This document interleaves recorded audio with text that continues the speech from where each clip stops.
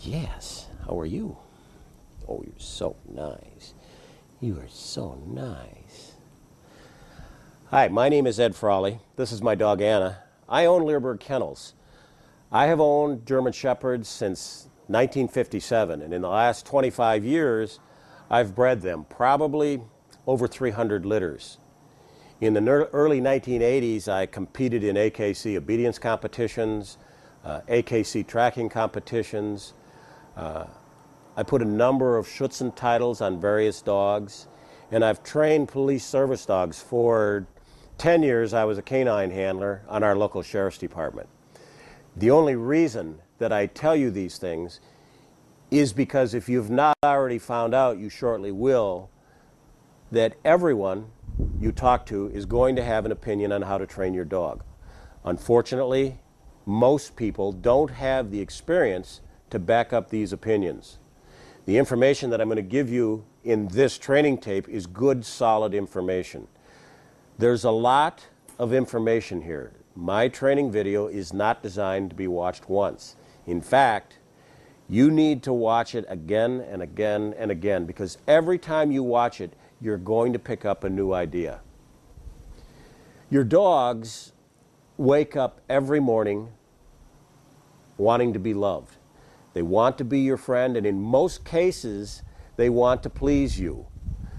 The job of an owner is to learn how to communicate with his dog so the dog feels secure and so the dog knows that he must mind. I compare the relationship between a dog and an owner as the same as between a child and a parent, or the same as an employee and a boss, where you have a relationship with the boss that is a friendly relationship. I'm often asked by people what my opinion is of obedience classes. I think that there's a place for obedience classes. I'm not sure that it's a good idea to take your dog through a formal obedience class unless the training is correct. The problem with obedience classes are a great many still train in an old-fashioned, in the old-fashioned way where they give the dog the command to heel and then they jerk it on a leash. Crank and jerk methods went out the door a long, long time ago. You will see in our video here, we're going to teach you how to train your dog with motivation. We're going to show you different ways to motivate your dog to want to do what you tell them to do. The basic goal of this video is to teach you how to make your dog become a safe member of your family pack. We want a dog that enjoys training. We want a dog to be calm, be self-controlled, yet mind when we ask him to mind. This is not rocket science. You're going to find out that a lot of it is simple common sense. I'm often asked by people if the methods that I use in dog training will work on their breed of dog. It's a very common question. The fact is that good dog training is not breed specific. Dog training is temperament and drive specific. And by that I mean, if a dog has a solid temperament, if he's a friendly dog, if he has good drives, we train all those dogs the same way. We vary the training according to the temperament and drive. And in this video, you're going to learn how to evaluate the temperament of a dog, how to evaluate the drive level of a dog, and then how to modify the training to fit the temperament and drive of your dog. You don't train every dog the same. The fact is, you don't train any two dogs the same because no two dogs are exactly alike. It should be the goal of every dog owner to try and figure out how to train their dog to make their dog enjoy the work. And I think we're going to help you learn how to do that in this training video.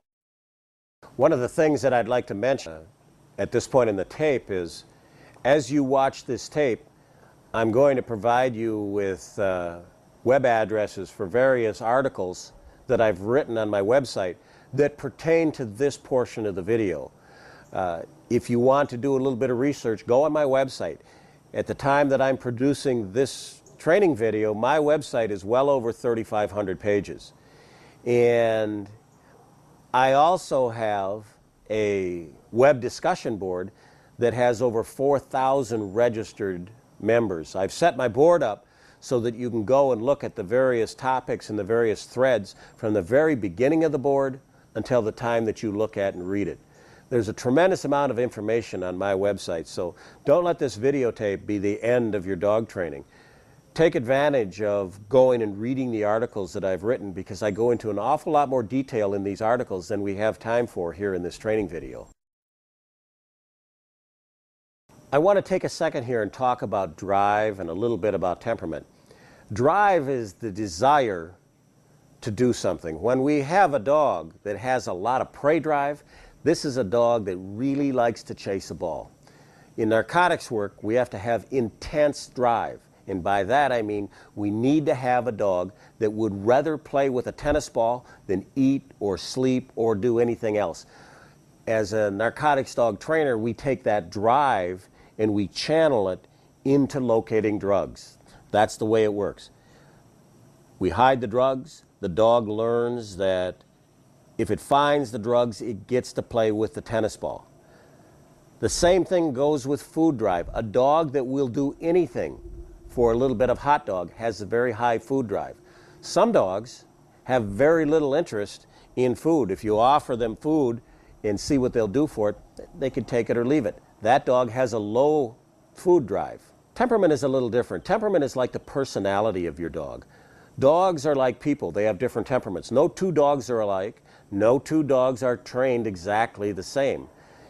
We in the dog world define dogs as hard dogs or soft dogs. A soft dog is a dog that does not recuperate quickly from a correction. You often see or hear of people saying, boy, I correct my dog and it acts like I just killed it. Well, that's a dog that's a soft temperamented dog. A hard dog, on the other hand, is a dog that when you give it a normal correction, it looks at you and says, is that the best you can give? I don't need to do that. I can take that and more.